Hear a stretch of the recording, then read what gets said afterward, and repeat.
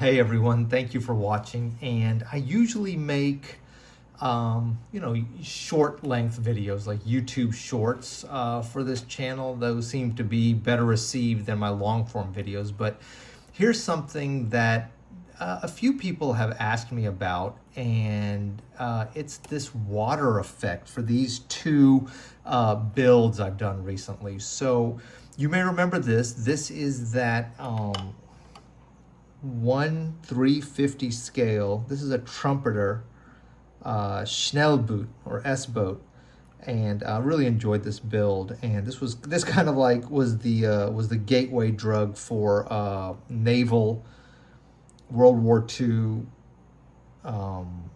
scale modeling. And so this was a really fun build. And then this more recent one that I revealed, this is actually a 1/700 scale Tamiya kit.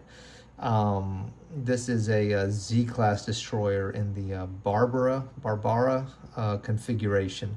A complicated build at 1/700 scale, but really enjoyed it. And so, the builds are what they are, but I think the thing that garners more attention, not that my builds are terrible, but they're just not as elite as some are. But I think what garners a lot of attention are the bases. And so as you can see, I did custom water bases for these builds, and I wanted to talk about that process and kind of why I don't know, experimented and decided to do it this way. And I think this is the way I would do it going forward, and it may be something that would help y'all. So one cool thing about this process is that I can easily remove the ships from it, and so that's kind of cool. So I can display them in a variety of ways. So I'm going to move these to a safe spot. 1 second. Okay, so let's talk about these water bases. So, there's a lot of different ways to do water effects for miniatures and scale models. And, I've seen all kinds of ways to do it really well too. Tin foil, to create the textures, toilet paper to create the textures. There's all kinds of resins and acrylic pours you can do. My focus whenever I'm building, the first thing that I am wanting is something that is structurally stable and has longevity. So the entire thing for both of these, okay, is plastic. It's all plastic. So like this is plastic. All of it is plastic, and it's made on a well, you can see right here actually. So it's made on a 210 by 50 millimeter Renedra. So this is a big company when it comes to miniature wargaming. They make the best, bases in the business, obviously. So so I had these bases, and so it's built on a plastic base. So this is extremely sturdy, extremely stable, very archival. And so that is a big priority to me whenever I'm doing builds, because I want these things to look good for a long time afterwards. I don't want them to be fragile. And so that's important. I think that this technique gives you the best chance of a sturdy, archival, high quality build. There's some trade-offs, of course, too. The amount of work necessary to produce this is not insignificant. It requires a lot of painting, and I painted these in two different ways.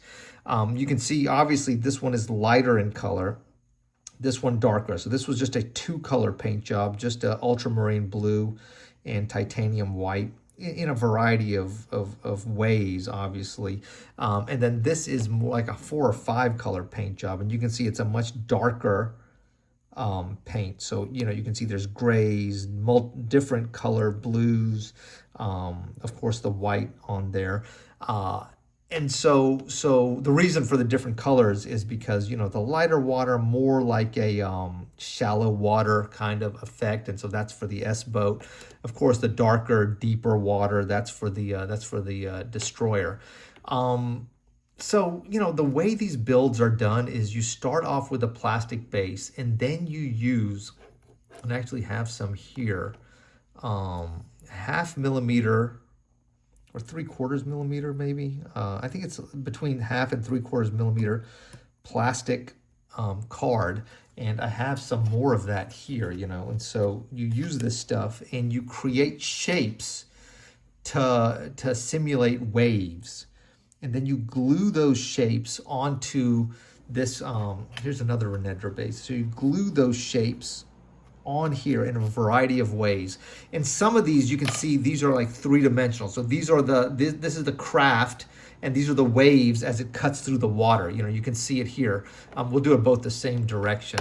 And so you can see the waves as this craft cuts through the water. This is for the S-boat, the destroyer. And you can see on this one, actually, I put some waves in the back. So you can see these are like little triangles that have been glued on there.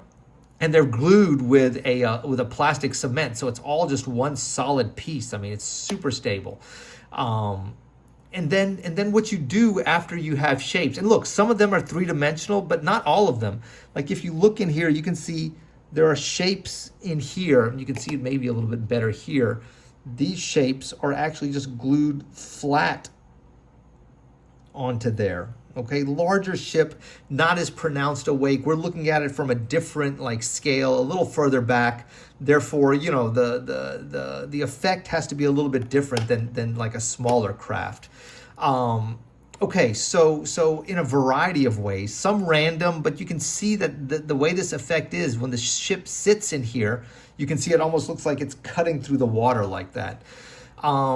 Okay, so on top of that, so then you have like a two-dimensional base with some three-dimensional details on it.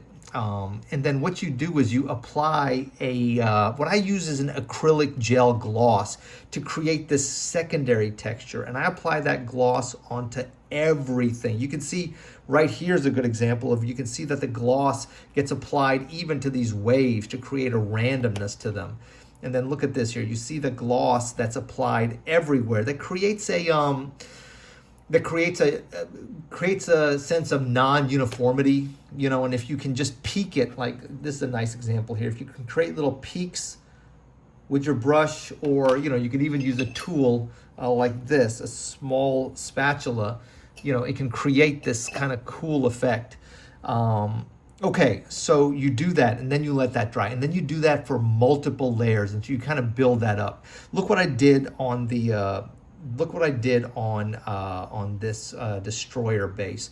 I even created a three-dimensional explosion effect, and the same thing. This is solid. I mean, I could hold the whole thing just like this and it would be completely fine, because it's all one solid piece of plastic after the plastic cement has has cured and dried. And so what I did was the same thing though. I create this three-dimensional structure with these two-dimensional plastic pieces in any which way I want to, and then I use the same acrylic gel gloss in multiple layers to create a little bit of a beading effect on it. And so I let that dry overnight, and it hardens because acrylic is basically liquefied plastic, and when it dries it's like this solid plasticky material. And then you paint it, and you in the way you paint it determines sort of how it ends up looking. So this was white as the base with blue on top, and this was blue as the base with white on top. And you can see how just by making that simple change, you have two different, completely different looking water bases. And then you can modify it as you see fit. This has a lot more colors, a lot more detail. And then you let that dry. You get it to where you want, then you let that dry, and then you, just like painting anything, you apply a series of varnishes, usually gloss, and then you let that dry. And then for this one, you can see this is a matte varnish. So it was initially gloss varnish to really harden everything, and then it was a matte varnish applied, so it's not very shiny. This was a gloss varnish, then a matte, and then another sort of like a satin varnish applied on that. You want multiple different layers of varnish to really protect this. And it's perfect. I mean, the quality really is determined by how detailed you go, but I mean the archival quality is superb. So this is kind of my technique for creating water bases. It's something I've experimented with for a while, and so I had like a few proof of concept attempts. And then these are my first two sort of completed water bases. Water's difficult. I mean, it's a difficult medium to model. It's a difficult medium to effectively create like the mirage that is water. You know what I mean? It's hard to do that.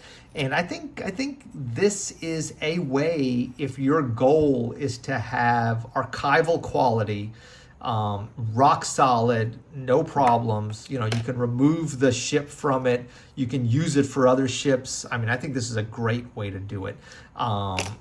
So I was really happy with the way both of these turned out. I was really happy with the way that the explosion effect turned out, and I could have made it even more detailed. I could have applied even more, different kinds of three-dimensional effects to it. And then, it could have been just like really amazing. I think I'm going to do that with some of my upcoming builds. It's funny. As soon as I built that 1/350 scale Trumpeter S boat, I don't know, I caught the bug for World War II naval scale models. So I think you'll see a few more of these builds from me. Anyway, I hope this was interesting. I hope it was useful. I've been wanting to sort of verbalize how some of these techniques kind of were thought about and why I went with these techniques.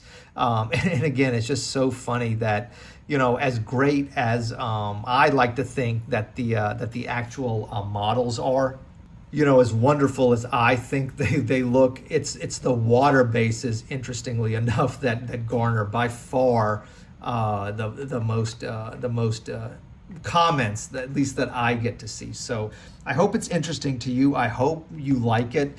I really enjoyed doing it. I really enjoy the problem solving aspect of it. I think there's a lot more to be explored in this technique, and I look forward to showing y'all some more builds, naval builds, really soon. All right, take care. God bless. Talk soon. Bye.